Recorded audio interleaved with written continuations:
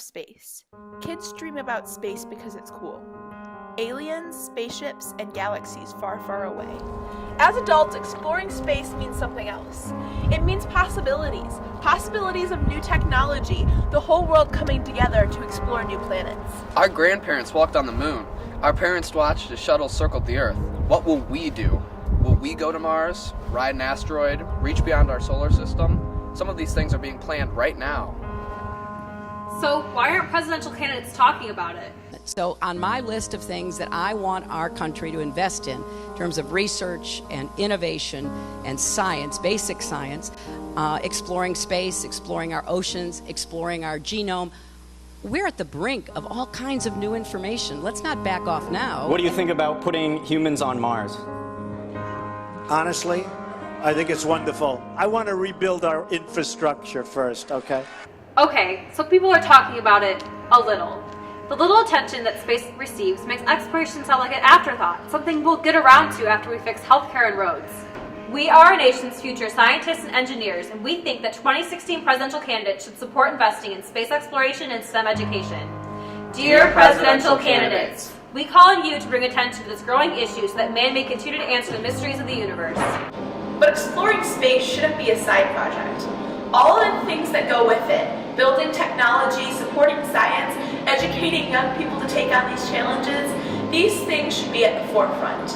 Politicians on both sides of the aisle are mostly NASA supporters, but it isn't a priority for most politicians.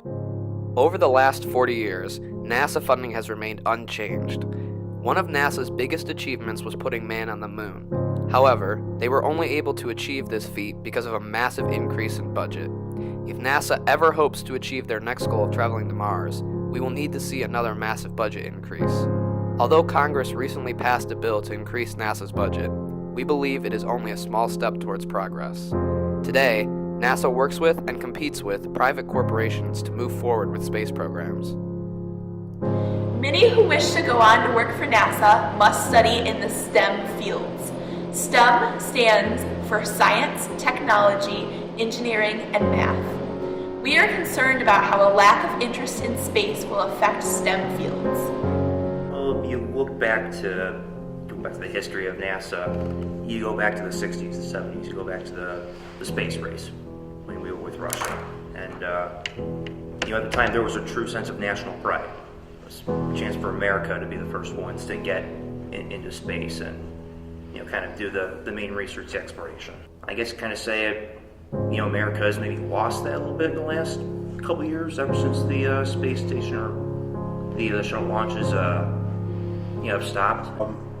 Certainly the shuttle mission had its own ebb and flow associated with it. So there was a time when the shuttle was new, there was a lot of excitement. But after it flown for a number of years, it became frankly ho-hum. And the shuttle was going to Earth orbit, it was building a space station. If you describe that to somebody like your grandparents, they say, holy cow, that's like science fiction. But it became commonplace for most Americans. Fast forward now, the shuttle program, as you know, has ended, but now we're sort of in between spaceships.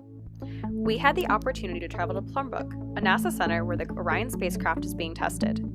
There, we were able to talk to Nicole Smith, the project testing manager of the Orion project. We were able to discuss how Orion and NASA's mission to Mars will affect the future of space travel.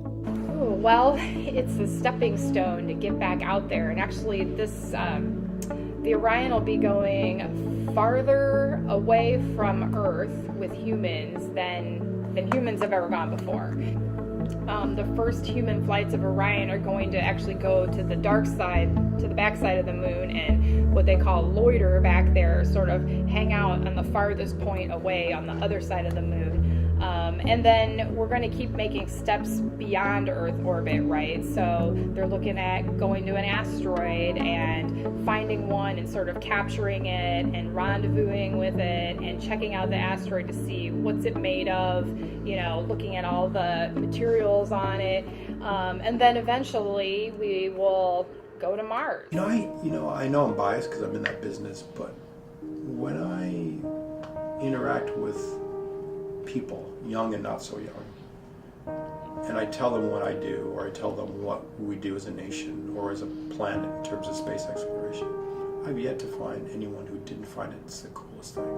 You know, there are a lot of cool things out there, I get, but space seems to just be so, you know, to use a bad pun, alien to most people, that they think, wow, we really can send humans out there, and we can, the vast distances associated with space, and the fact that you're looking at a star and you're looking at light that left the star years and years ago because it's so far, it takes light 670 million miles an hour, years to, you know, transit that distance. It's just amazing. And then we're just a speck on a galaxy when there are billions of galaxies. It's just almost too big to imagine. And so there's still something very wondrous about the notion of space exploration that really it draws people in. It really does. So, unlike anything else, to be frank, I don't think quite anything else does it. When we watch candidates talk a little or not at all about the space program, it's frustrating because we should be seeing them talk about space a lot. When you talk about the space program, you are hinting at our nation's future in foreign relations, defense, technology, STEM education, jobs, basically our country's willingness to think critically and lead. Somebody is going to get to Mars first. Maybe it's us. The fact that there's a spacecraft being tested just a couple hours from our hometown that may travel to Mars is exciting, and we as a nation should be talking about this and encouraging young people to get involved in thinking and working toward amazing things like this that will move our country forward. Dear candidates, we need you to support NASA. Don't let the importance of space exploration be forgotten in your platform. Invest in NASA. Invest in us.